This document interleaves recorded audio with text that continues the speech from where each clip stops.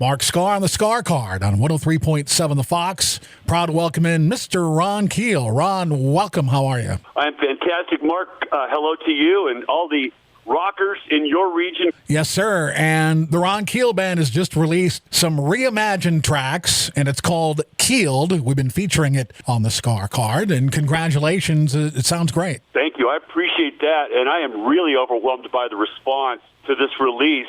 Our first album on RFK Media, my new record label. When you re-release songs that are classic hits from the 80s like this, that the fans, many of them fell in love with the original versions, and I'm really overwhelmed that the old fans are embracing the new versions, and the new fans are embracing these old songs. Fantastic. You mentioned RFK Media, and you've also signed the band, another band we featured on the Skaar Kaard called The Fifth. A great band from Fayetteville, North Carolina. Our first signing, other than all of my products, everything I do from now on will be under RFK Media, but it's got to be more than just about me. We've got to sign and develop some really strong other artists, and the lead singer for The Fifth, Roy Cathy, is an old friend of mine. He was the lead singer in a band called Cold Sweat, which featured my Keel guitarist, Mark Ferrari, back in the day.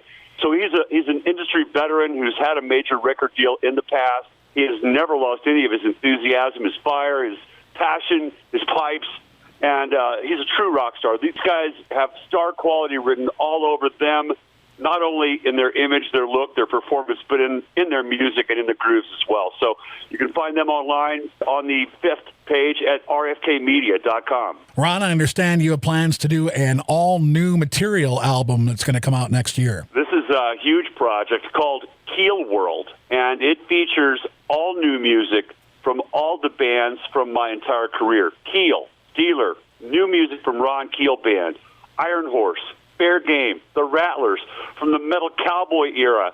A great way to put all these dreams in one place and reunite with many of my former bandmates, which are all really still good friends of mine. And it is, I want to stress, it's all new music, not unreleased stuff from the archives or the vaults, not re-recorded versions of old songs.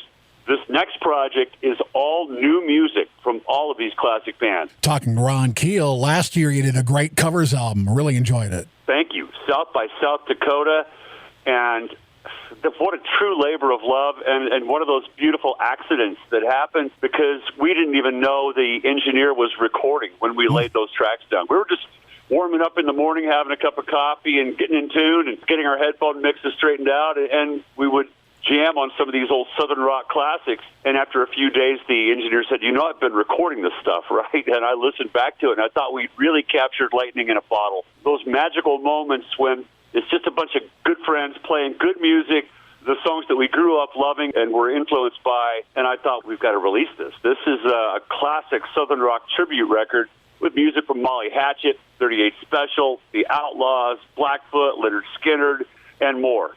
Ron, if you don't mind, I'd like to just reminisce real quick and talk about Steeler. That's the record, of course, that put you on everybody's map, and one of my favorites. Well, thank you. And Steeler has never been more alive than it is in 2022. There are several compilation albums, a couple that are not announced yet that I can't mention, that are huge, major projects, kind of an 80s retrospective, and Steeler is included in a couple of those big album releases, some unreleased tracks, some rare cuts, and some of the songs like Cold Day in Hell that everyone knows and loves from that Steeler album.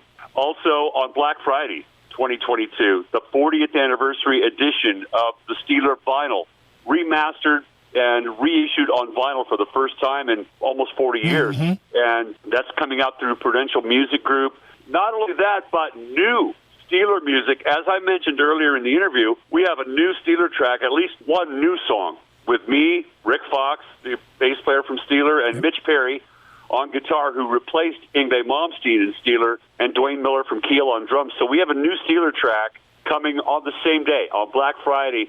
You're going to get that 40th anniversary edition of that classic vinyl album, which was a cornerstone of 80s metal history. And you'll get a brand new song from Steeler on the same day.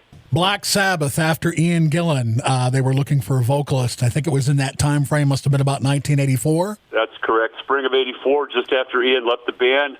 I was working with Spencer Proffer at Pasha Studios. Spencer had produced the big Quiet Riot Metal Health debut and he pegged me for the gig. He was set to produce the next Sabbath album and got me the gig, basically. It's a very short but timeless moment in history because in every interview, it still comes up. I'm really proud of that fact that I was just a small thread, very, very small. I never did an album or a tour with Sabbath, but it's become part of my history and part of my legacy, which has enabled me to do some really cool things.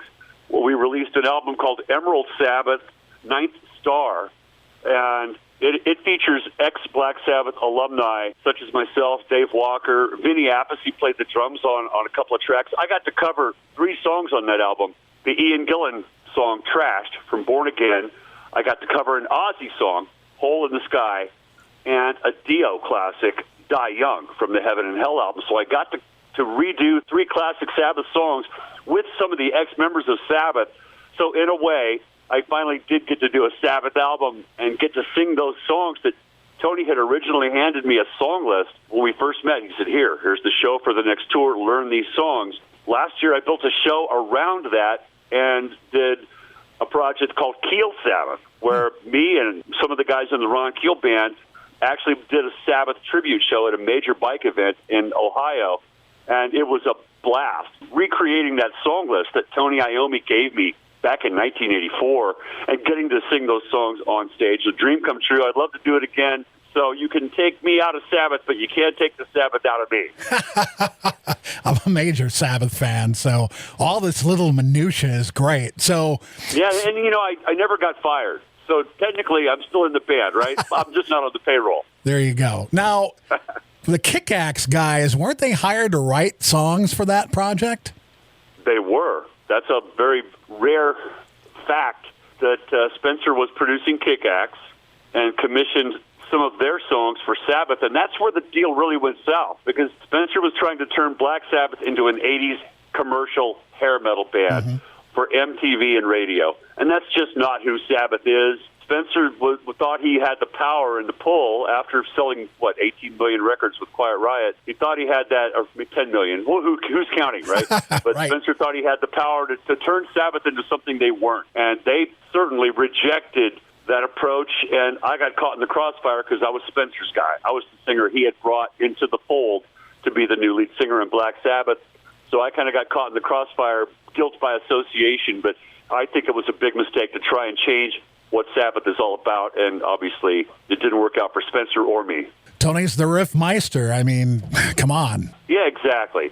And the Sabbath demo, which is famous, it's on my Patreon page. It's not publicly released, but my VIP subscribers can actually hear that Black Sabbath demo at patreon.com/Ron Keel. This is my VIP subscription fan club for the Keelaholics. And the demo it doesn't sound like Sabbath.